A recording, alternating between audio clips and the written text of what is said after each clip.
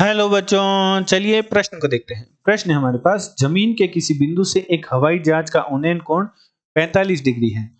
15 15 second की क्षैतिज के समांतर उड़ान के बाद उन्नयन कोण बदलकर 30 डिग्री हो जाता है।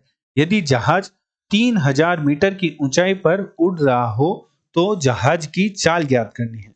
चलिए सर्वप्रथम हम प्रश्न के लिए मुख्य अवधारणा लिखते हैं। मुख्य अवधारणा मुख्य अवधारणा में हम सर्वप्रथम देखते हैं कि चाल बराबर क्या होता है। चाल बराबर हमारे पास होता है दूरी बटा समय। यदि हमें दूरी दे रखी हो एवं समय दे रखा हो तो हम किसी भी वस्तु की चाल ज्ञात कर सकते हैं। साथ ही साथ देखते हैं कि समकोण त्रिभुज में लंब एवं आधार के मध्य संबंध का हमारे पास क्या सूत्र होता है। तो मान लीजिए हमारे पास एक समकोण त्रिभुज है ए बी सी, जहां बी कोण हमारा समकोण है तो समकोण के सामने वाली जो भुजा होगी त्रिभुज ए बी सी में वह कर्ण होगी। यदि हम कोण सी को थीटा मान ले तो थीटा के सामने वाली जो भुजा ए बी है उसे हमारा त्रिभुज ए बी सी का लंब कहलाएगा, और जो बी सी है वह त्रिभुज ए बी सी का आधार कहलाएगा। तो हमारे लंब एवं आधार के मध्य जो संबंध होता है वह tan थीटा बराबर होता है लंब बटे आधार के। तो निम्न संबंध की सहायता से हम प्रश्न को हल करेंगे। अतः प्रश्नानुसार प्रश्न में हमें कहा है कि जमीन के किसी एक बिंदु से, तो हम बिंदु मान लेते हैं ए, तो ए बिंदु से एक जहाज का उन्नयन कोण है वह 45 डिग्री है। तो हम जहाज कहीं यहां बना लेते हैं, इसे हम पी नाम दे देते हैं।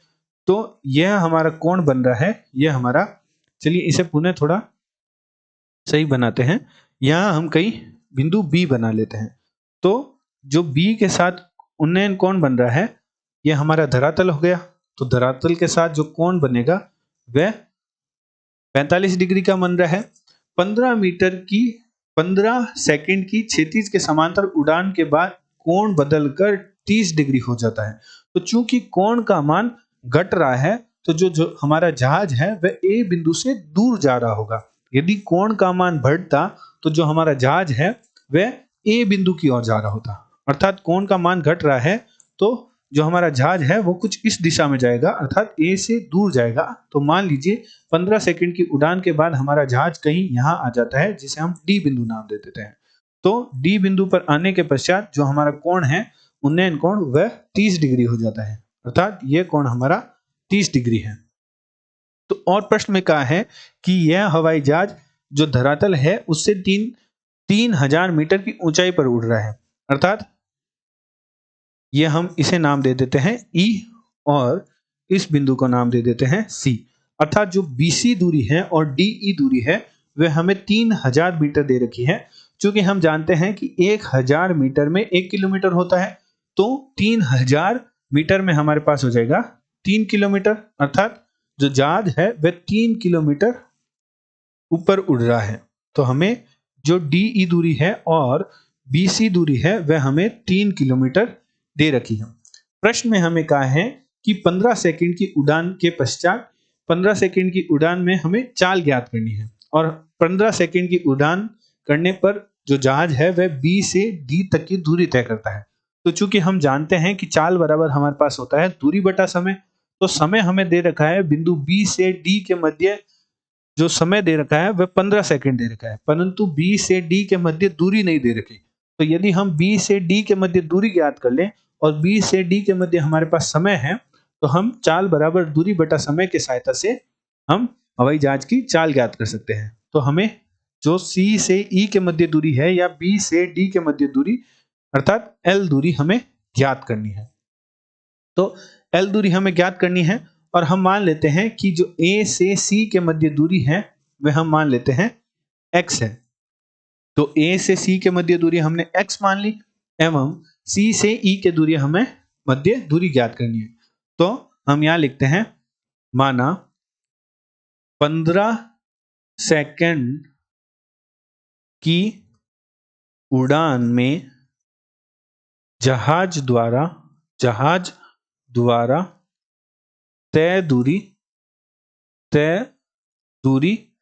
L है एवं हमने जो A से C के मध्य दूरी है एवं AC दूरी x है। तो सर्वप्रथम हम AC दूरी ज्ञात करते हैं। तत्पश्चात हम त्रिभुज ए बी ई में हम जो हमारा tan थीटा का संबंध है लंब एवं आधार की सहायता से हम L का मान ज्ञात कर लेंगे। तो L का मान ज्ञात कर लेंगे अर्थात C से E के मध्य दूरी प्राप्त हो जाएगी एवं C से E के मध्य हमारे पास समय है, तो चाल का हमारे पास सूत्र होता है दूरी बटा समय, उसकी सहायता से हम हवाई जहाज की चाल ज्ञात कर लेंगे। तो चलिए सर्वप्रथम हम त्रिभुज ए बी सी में जो हमारे पास लंब एवं आधार के मध्य संबंध का सूत्र होता है, जहां हमारे पास ए बी और सी ये हमने दूरी AC दूरी है वह हमने x माना था, और चूंकि जहाज है वह 3 किलोमीटर धरातल से ऊपर उड़ रहा है और यह हमारा जो कोण है वह है उन्नयन कोण 45 डिग्री दे रखा था। तो tan 45 बराबर हमारे पास हो जाएगा tan 45 बराबर हमारे पास हो जाएगा BC बटा AC। तो BC हमारे पास है 3 किलोमीटर और AC हमारे पास है x। तो चूंकि tan 45 का मान 1 होता है तो 3 बटा x, तो हमारे पास x का मान प्राप्त हो जाएगा 3 किलोमीटर। हमारे पास x का मान प्राप्त हो गया 3 किलोमीटर। अब हम त्रिभुज ADE में त्रिभुज बनाते हैं। त्रिभुज AED में हम जो हमारे tan थीटा का संबंध का सूत्र है वह लगाते हैं। तो यह हमारा A है, यह हमारी E है और यह हमारा D है। तो जो AE है वह चित्र से देखें तो हमारा AE जो भुजा की लंबाई है वह हमारे पास है x प्लस L। तो x हमारे पास 3 है और L है, x प्लस L कहें या 3 प्लस L कहें एक ही बात है।